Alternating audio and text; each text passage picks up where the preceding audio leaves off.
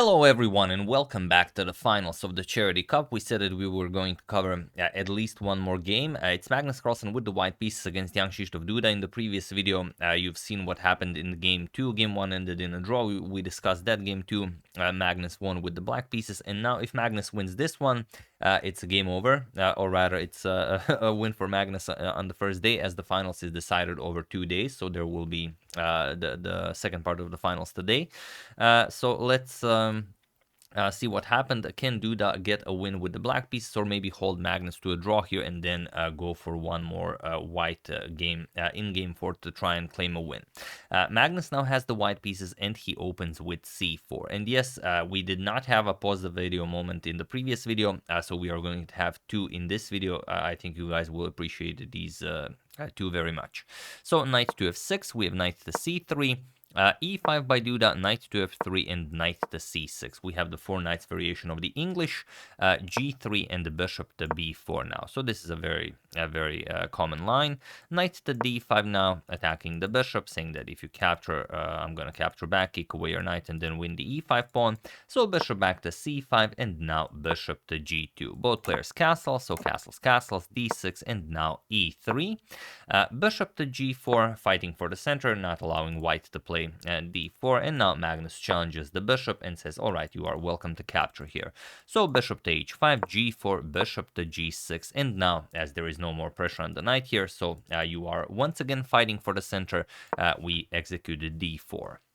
So challenging the bishop now on c5, bishop back to b6, and here knight captures on b6. We have 8 captures on b6, and there is a game in the database where b3 was played, but here we have knight to h4 by Magnus, and it is now as of move 13 that we have a completely new game, and it's very interesting what the knight is doing here. So you might be interested in capturing the bishop. Knight to f5 might be an idea in some lines, but also you have to be very careful. If black moves this knight, then you're just going to lose your knight on h4.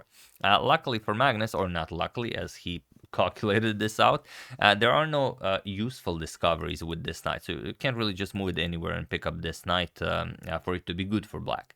So here bishop to e4, Duda would very much like to trade a bishop for a bishop, not a bishop for a knight, so Magnus plays f3, and now knight to d7. Now he opens up the attack. He says, all right, you can capture the bishop here, but at least your king's pawn structure around your king will be a little bit ruined. So f captures on e4. Magnus goes for this. Queen captures on h4, and now bishop to d2.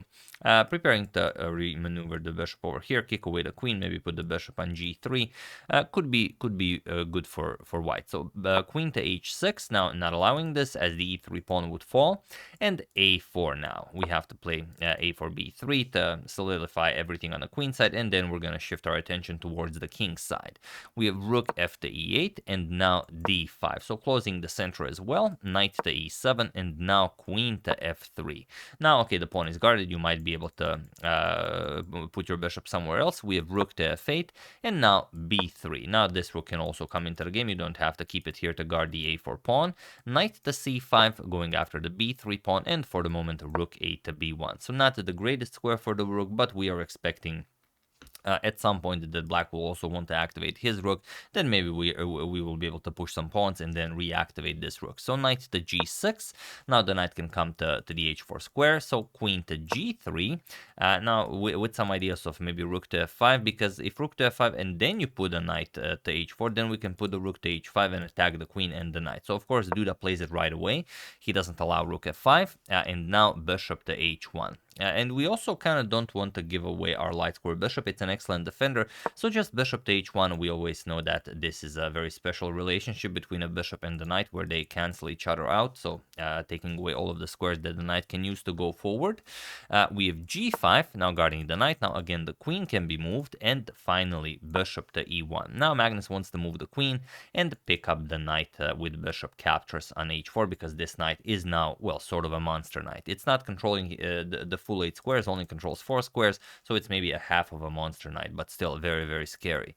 So knight to d3, infiltrating with the knight, and now comes bishop to c3. So we're not interested in giving up our bishop. We have knight back to c5, and now queen to h2. So this is how Magnus will now try to get the bishop over to e1, king to g7, now with ideas of f6, and finally bishop to e1. Going after this knight, we have f6, and now shifting the queen over to c2, now guarding the b3 pawn, or rather guarding the a4 pawn, because you want to play b4 so you don't lose the a4 pawn. We have knight to g6, and now bishop to g2. We have knight to e7, and now pawn to b4. And this is now very, very interesting. Why wouldn't black just capture the pawn here on a4? Well, if you capture this, then we're going to play rook to a1, and it doesn't look all that great. What is your knight doing here? How are you saving it? Where is the knight going? You're going to have to play b5. We're going to play c captures on b5, and now after knight to b6, for example, captures, you're going to capture back with the rook, or not with the rook, you're going to capture with the knight, and now you will play queen a2, infiltrate with the queen, and that's going to be great for white. So instead, after b4, we have knight to d7, and now we have a5, and this is a pawn push that you should completely ignore. However, it's a rapid game. Time, of course, moves more rapidly here. So Duda captured the pawn, but now he loses the defender of the c5 square, and Magnus grabs that space with c5. And now the problem is, let's say play a captures on b5, we're just going to play c captures on d6, and after pawn captures queen c7, and here black's entire position just falls apart. Everything just falls here. So after c5, we have queen to g6. Duda now has to resort to some very clever trickery in defending, and now after c captures on d6, he finds knight captures on d5. The pawn is now pinned, as the queen on c2 would hang if you capture. So d captures on c7, Magnus gets this beautiful pass pawn here, but now Duda also gets a pass pawn. He pushes a4, and he is now, well, also pushing his pass pawn. We have rook to d1, now putting pressure on the knight here, and knight 5 to b6. So, knight 5 to b6, removing the knight, also defending the knight on d7, and now b5. So now, if the knights move, then b6 is coming, and Magnus will now have a protected pass pawn on c7. So queen to f7, now guarding some additional squares here. You really want to start pushing that pawn, and Magnus starts creating a blockade. Bishop to b4 now takes away the a3 square. We have rook f to c8, preparing to pile up on the c7 pawn, and now rook to d3, with the idea of guarding the a3 square.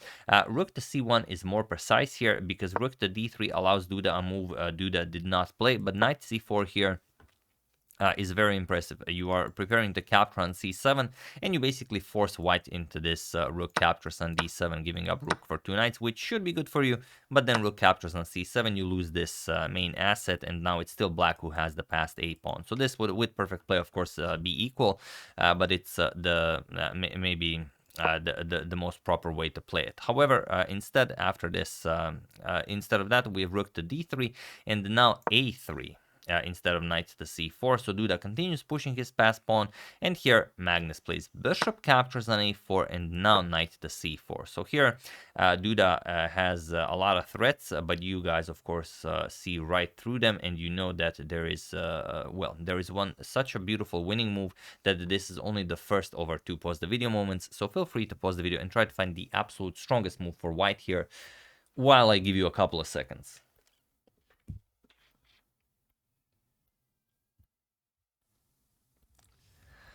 So for those of you who were able to do it, congratulations on spotting this incredible idea. And for those of you who just want to enjoy the show, it's bishop to d6. That's the good stuff. And it's very easy to realize why. Because black is threatening rook captures on c7, and also black is threatening knight captures bishop here. So if you combine the two, you're just going to play bishop to d6, and that's it. That's all there is. There's no way for black to make progress here, because we can either capture this, but if we capture, then white will just recapture, and we are nicely defending the pawn. Now we are putting a lot of pressure on black's position, and there's just not all that much you can play. b6 is coming, so this is really ugly. So the only thing after bishop to d6 is for black to try something like rook to a5, but still we play bishop to b4, attack the rook, now force the rook to capture, and now let's say queen a4.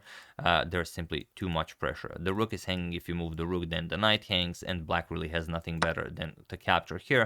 And after queen captures, yes, you get to capture on c7, but now rook to c1, and white is completely winning here. There's no way out of this for black. After you play something, we're just gonna double up here, rook d to c3, and black resigns. So bishop to d6, definitely the absolute strongest idea here. Magnus goes for a different one. He plays rook captures on d7. I'm sure a move a lot of you have decided to play instead of this bishop to d6 brilliancy. Queen captures on d7. Now queen captures on c4. And while this is also very strong, black will get some counterplay. Rook captures on a3. We have b6 now. This is now an incredible structure for white. And now rook to d3.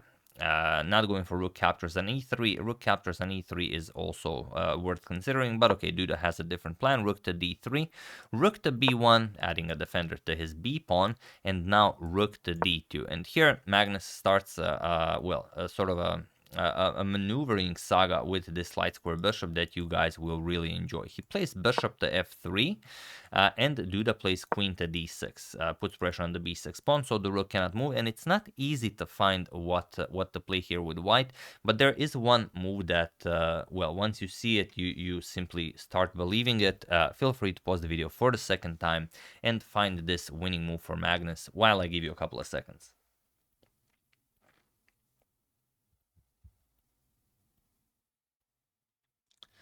So for those of you who were able to do it, congratulations on spotting that black is actually without the move. And for those of you who just want to enjoy the show, it is bishop to e2. What a crazy winning move. This is, I mean, this is just insane. But now when you look at it, what can black play? There is nothing for black to play here. You can't move the rook anywhere along the second rank. You can't play rook d1. You can't move the rook somewhere useful. This is taken, this is taken, this is taken. So this rook also cannot move. If you move this rook, we just push the pawn to queen. So the only move black really has is a silly pawn move, which, okay, we can discuss this. Let's say h6. Now white goes rook b5. And now after rook d5, there will be trouble. For example, king f8. We're going to play king f2. We need to cover this pawn from some ideas like queen a3 going after the e3 pawn.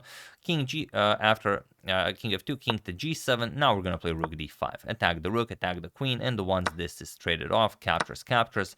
Black could capture on b6, but now just queen d7 check. We pick up the rook and that's it. Once the king moves, we pick up the pawn, and luckily our bishop on e2 prevents the queen from delivering any checks, so we are completely safe here. We just move the queen our pawn, and game over. So this is one way to do it. After bishop to e2, Duda chose the other way around. He played queen to a3 first, now going after the e3 pawn, but now it's a matter of a different move order. King to f2 guards the pawn. Now comes rook to d6. By playing queen to e3, okay, you do give the rook some squares along the d file, but it does not help. Here, just queen to b4. And what do you play? Again, the rook is hanging, the queen is hanging. You have to trade here.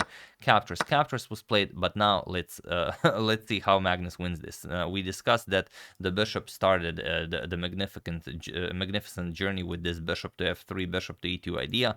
Now the bishop is coming to d5, at the c4 to d5, and then bishop captures on b7 will be played. And black's two rooks are completely helpless in stopping this. So this is just amazing bishop saga. King to f8, bishop to c4, now king to e7, bishop to d5, and now it's completely irrelevant what to do the place. He played rook to a8, but Magnus of course didn't play bishop captures on b7.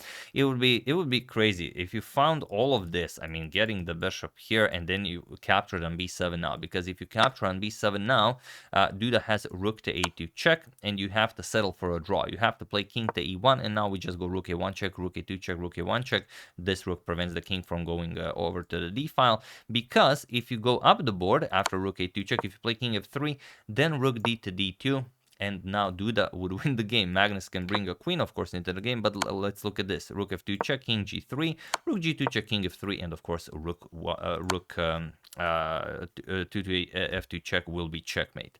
So incredible stuff. But of course, after rook to a8, Magnus spots the trickery and just plays a rook to b2.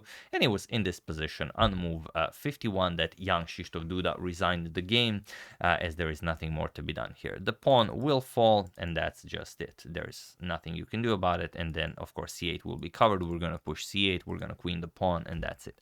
But just an incredible bishop journey. And well, I first thought only of showing one game from the finals, but then when I saw this bishop's journey, I knew I had to show this one as well.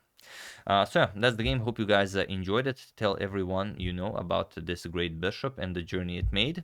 I would like to thank Drippers Cyber Club NFT, Blueberry Friends Twitter, Rob, Antonius Sharp Fade, and David Charnock for your contribution to my channel. Thank you a lot. I really appreciate it.